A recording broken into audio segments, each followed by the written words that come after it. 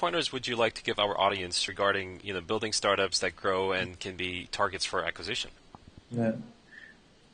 Yeah, I mean, how long do you have? I mean, it's I think some of the keys of, that I went through with my experience is that, I'd seen a lot of, proposals and business plans, when I was running Interlock with Bait, the corporate venture capital arm. And I guess a couple of the things that I didn't see from most of them is really kind of like founder commitment, like how much are you willing to do? Like for me, it's almost exactly 2 years since I incorporated, GoNabit, within a couple of days. I think it's like this weekend. But, I was willing, and I did. My wife was 9 months pregnant. I liquidated all my savings. I quit my job, and I started a business. And so people are like, wow, that's a huge risk to take. How'd you know it was going to be successful? I'm like, I didn't. I felt like I set some milestones so that I'm going to go all into this because it was something that I had bought into. I had good initial feedback that, other people were going to potentially buy into it. And I thought it was kind of a game worth winning. It seemed like there was a, potential, there's opportunity for successes in it. But at the end of the day, you don't know. So, sometimes you have to risk it. And it's not like, well, let me do it part-time for the first little bit, whatever. I don't know. Maybe that works in some cases. All I knew is that I had to do it full-time, full money. I funded the business myself for the first 6 months. It was all the money I had. It was all the credit card room I had and everything else till our first capital raise came in, or our only capital raise came in. That's what I had to do. That's what I was willing to do. And so kind of have to ask yourself, pick the right horse, or pick one that at least looks fast, and, if you're going to put all your money, go for it, and put what you're able to. But ultimately, if it's a game worth winning and playing, then someone else is going to start playing too. So you need to make sure that you're running fast enough that you're trying to create daylight between you and someone else. I think also too for us was having a business model that had clear milestones and metrics. So we sell stuff. So I could see, there was immediate business model feedback. So day one, we launched the website, May 26th. We either sell stuff or we don't. Day two, new deal. We either sell stuff or we don't. Day three, day four, day five, day six.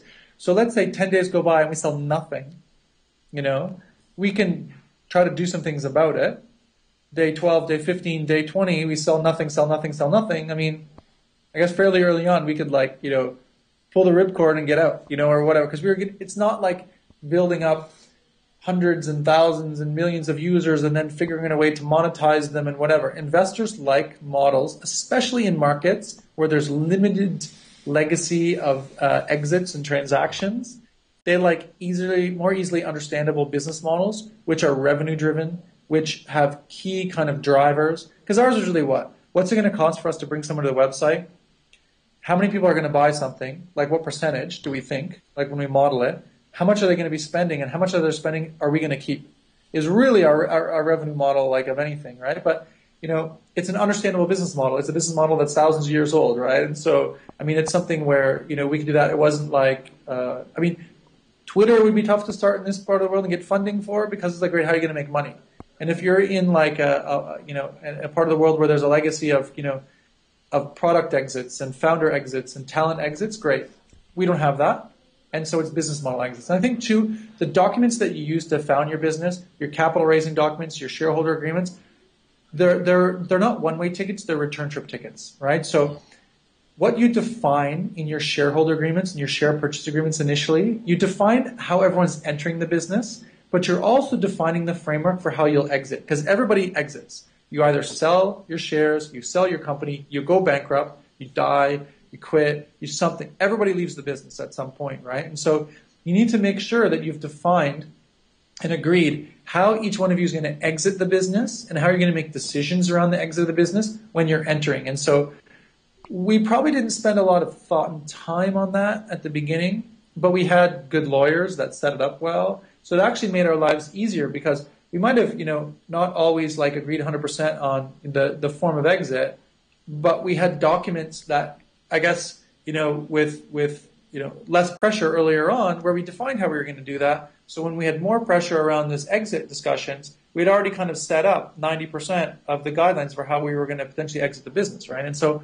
I think that's really important, and thinking that you can raise money without a lawyer and things too, look, you don't have to spend, a fortune, but the money you spend on proper like legal advice and document structure is well worth it. Within reason, it's well worth it. Just because, you're willing to put a couple $100,000 or $50,000, you're going to want to go raise money into a business, but have an uncertain structure about ownership and minority rights and shareholder rights and all these things.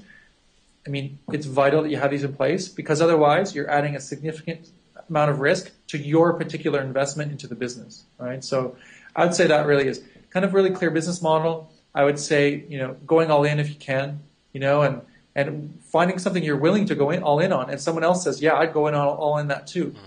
Really capital raising structure, but also finding a co-founder that's as or more passionate than you are. Because you know what, it's tough to do by yourself. I struggled at first because I was trying to do it by myself. And when, my partner, Saurabh, and I, we knew each other for 3 days before we started working together. We'd met for a couple hours, but you know what? He had been in a bunch of startups before, started a few businesses. He had the passion for it. He was ready to commit 100%. And that was as much or more important than anything else, and so it worked out okay. So.